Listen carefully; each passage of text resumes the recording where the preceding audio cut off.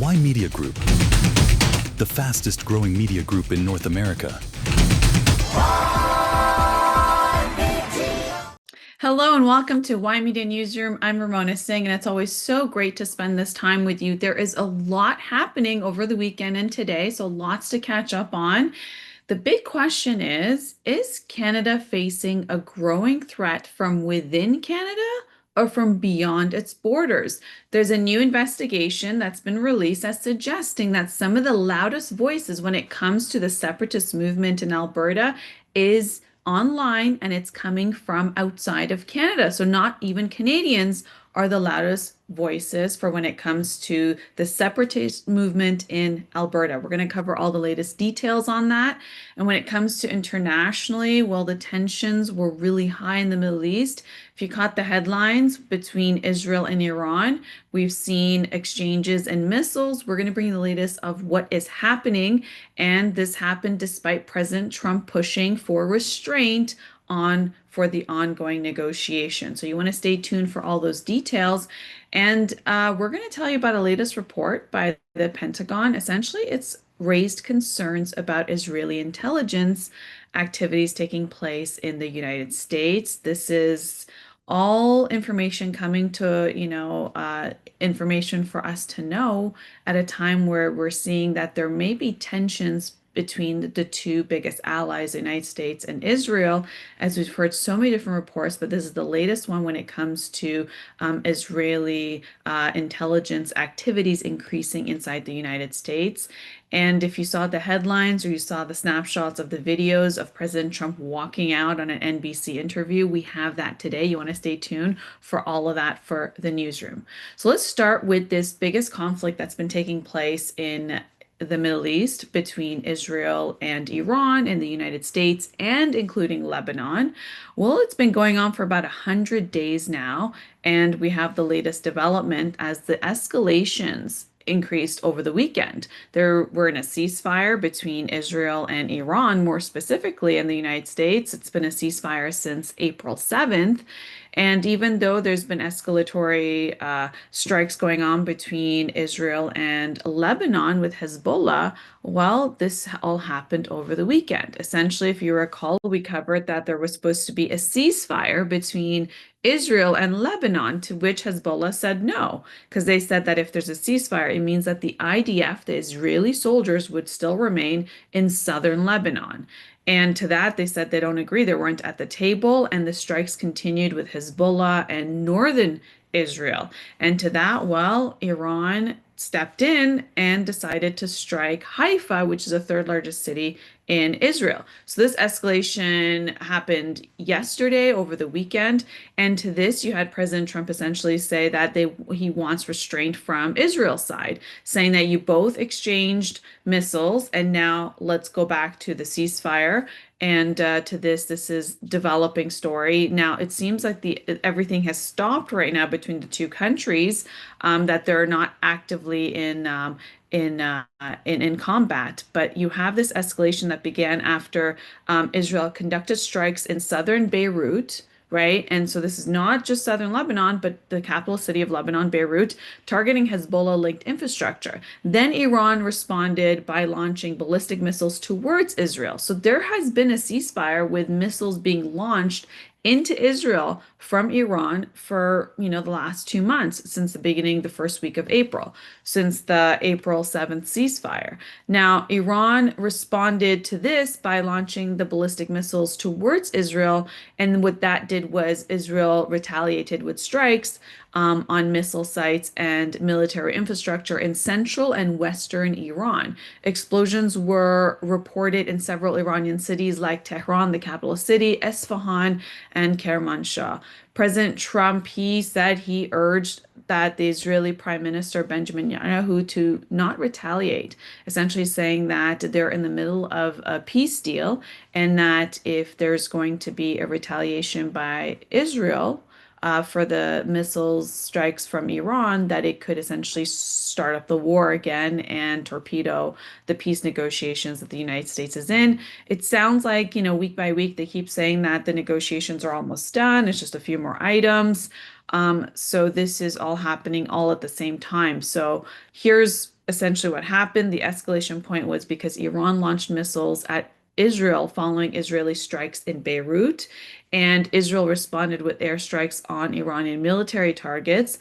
The U.S. military said it was not involved in Israel's operation at all. The U.S. was not part of the exchanges that occurred over the weekend. President Trump publicly called on both sides to stop shooting immediately, and Iran later announced that it was suspending attacks, but warned that it would have a crushing retaliation if Israeli strikes continued again. Israel and Iran both indicated that future military actions would depend on whether the future attacks occur. So, whether further attacks occur. So, essentially, Iran has said that they want Lebanon as part of the peace deal. We know that when April 7th not peace deal, but when the ceasefire happened on April 7th, essentially Israel and Lebanon were still exchanging missiles with Hezbollah in Lebanon, and with Israel essentially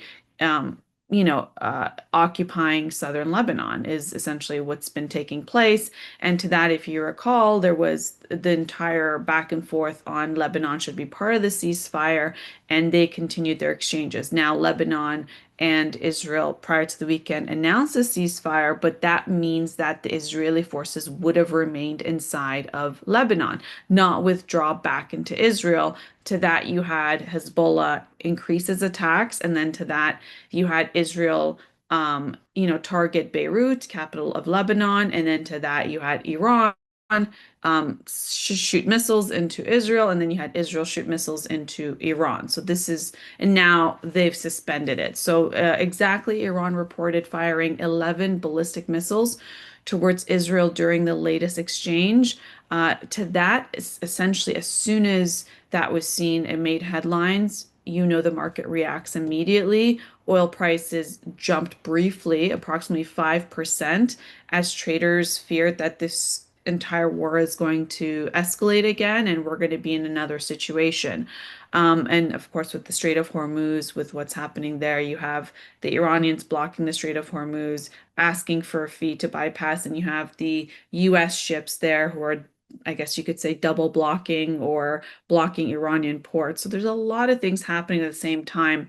Nearly 3,500 Israeli airstrikes have reportedly been carried out in Lebanon since April, and this is an ongoing conflict. So now the biggest concern here is, you had this immediate exchange of missiles.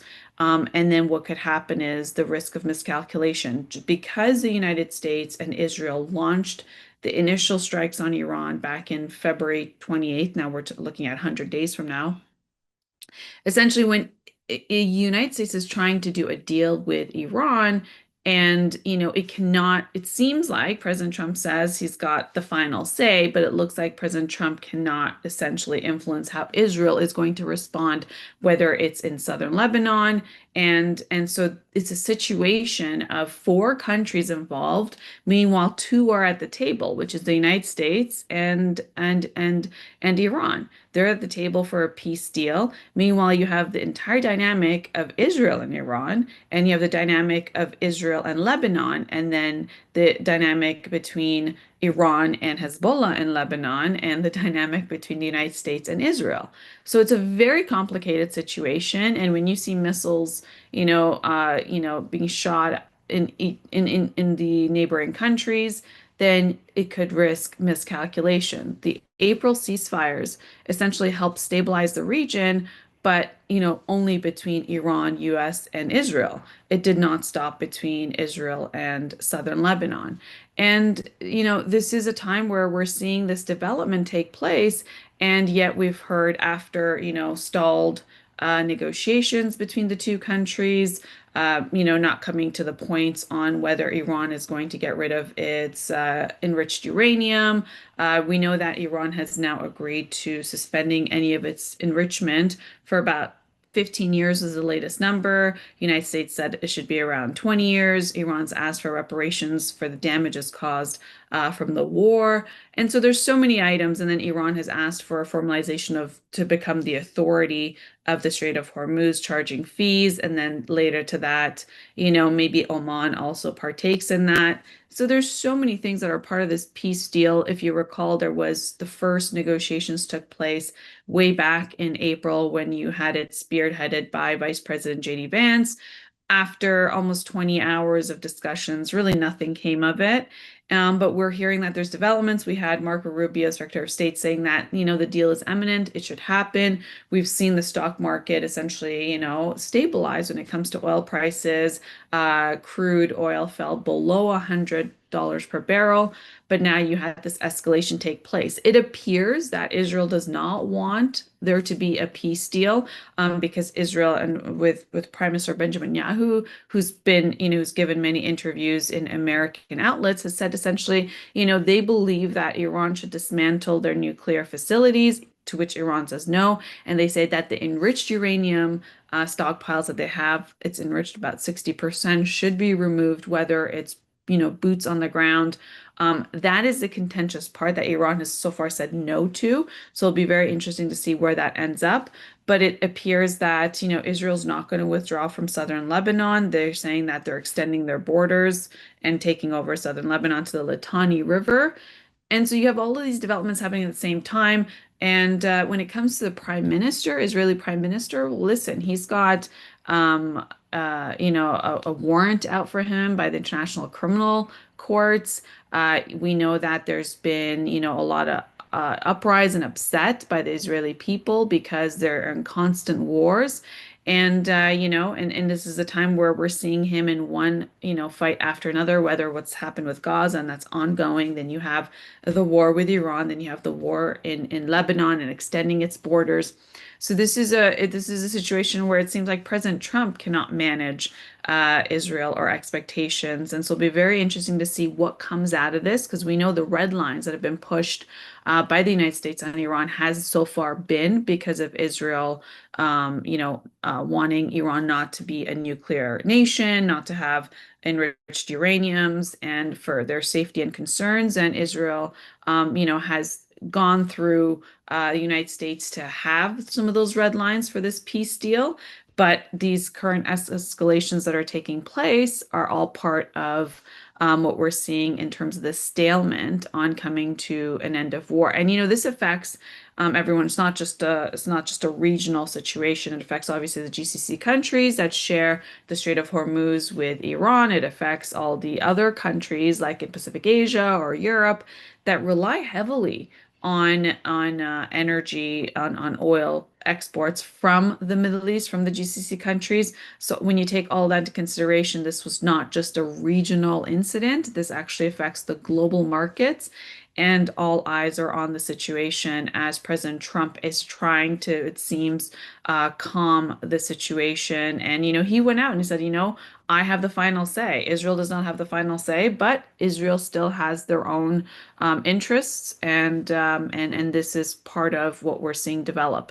And this is happening all at the same time where we're hearing news stories that the Pentagon, Defense Intelligence Agency, has essentially created a red flag saying that Israeli counterintelligence threat has escalated at a critical level in the United States. We're going to take a quick break. We'll come back and I'll tell you all about what's happening.